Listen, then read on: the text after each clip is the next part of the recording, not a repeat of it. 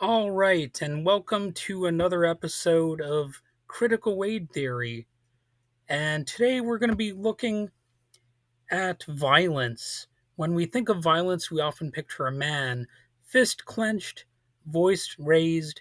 History has taught us to associate aggression with masculinity, as if rage were hardwired into the male. But what if that's a lie, or at least not always as true as the image, the stereotype? Now, I know what you're thinking. Statistically, men are more likely to commit violence. Okay, that is true, but I'm kind of talking about something else here. What I'm saying here is not as simple as statistical analysis, so I'm not trying to let the men off the hook. We're peeling back the idea and looking at the centuries of stories that tell us something very different about violence. Stories where women wield the sword, women protect, but women also can destroy. And in doing so, they show us that violence isn't just about gender, it's also about power, survival, and something much deeper in the human psyche. So let's start where human beings have always looked for answers: myth. Across ancient cultures, goddesses weren't just givers of life, they were takers too. In Hinduism, Kali drinks the blood of demons. In Greek mythology, Athena apparently springs fully armed from Zeus's head. These are not passive figures, they are war, wisdom, and wrath wrapped in divine form. These stories challenge the idea that violence is only a male trait. Instead, they suggest a more complex truth that aggression, like creation, is part of the human condition, available to anyone, regardless of sex.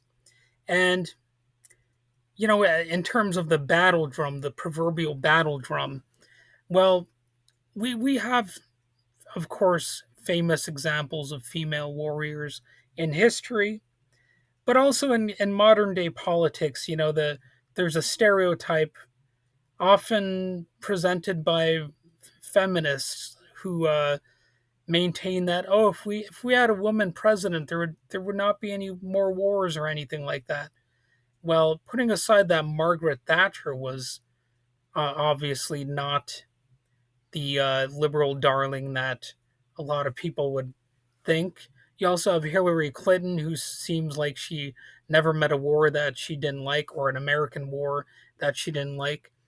And of course, you got Lauren Boebert and Marjorie Taylor Greene, who prove that women are not necessarily good politicians.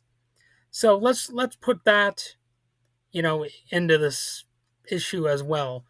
But you don't have to look far to see the duality as it exists in classic myths.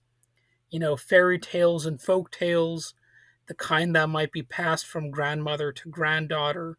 They're sometimes filled with cunning, fierce, and sometimes brutal heroines.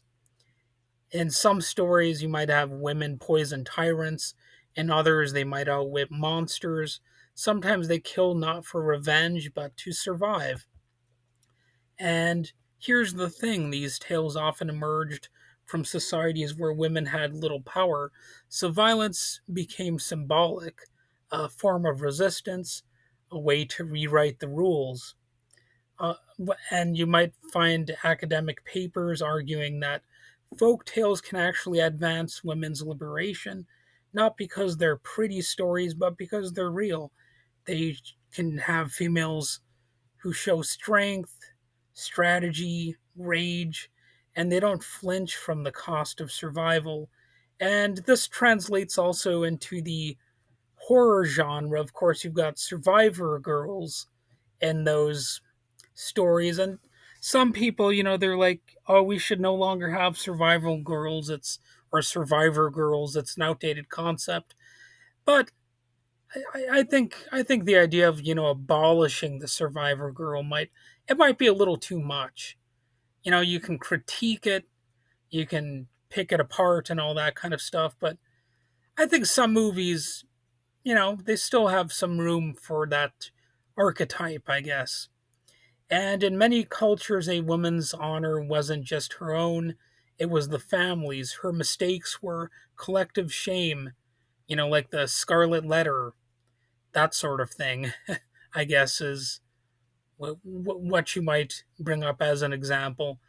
Of course, a man's honor was often considered his alone, and that sort of imbalance, I think, has bred silence, control, sometimes even violence against women. And that brings us into something deeper, psychology. And you have new narratives that are shifting how we think about violence, not as a male instinct per se or a female rebellion, but as something embedded in our minds. Religion, for example, is filled with women who might nurture and destroy. I touched upon that subject a little bit earlier. And these aren't contradictions, they're reflections of human complexity. These figures flow, they shift, adapt, just like people do.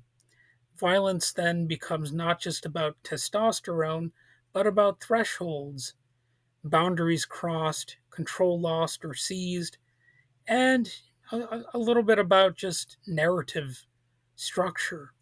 By examining myths, stories, and religious texts, researchers can uncover long standing patterns of behavior, patterns shaped by, yes, things like patriarchy, which is, of course, a prominent thing in a church, in many churches anyway, but also social roles and by what it means to be the head of the household.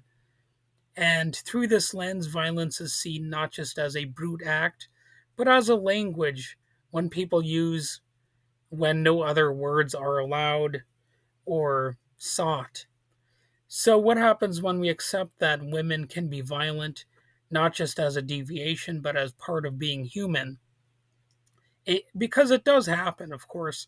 I just I just reviewed a movie called Monster, which is about a female serial killer. And anecdotally, you can always find examples of somebody whose father was the good guy and the mother was abusive. I've heard people saying that sort of thing in my own life, like, "Oh, my father was fine. It was my mother who was the rotten one," and it does happen, and that's part of this topic as well. So if you accept that women can be violent not just as a deviation, but as part of being human, I think we get closer to truth.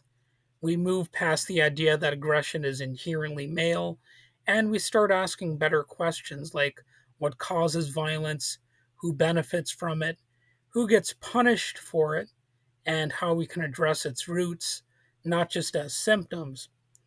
And in the end, seeing violence as a psychological phenomenon shaped by gender, yes, but not exclusively owned by it. I think that opens up a more honest, more human conversation, one where power is not always brute and violence is not always male. So, all right, I guess that's all I have to say about it for now, and thanks for listening.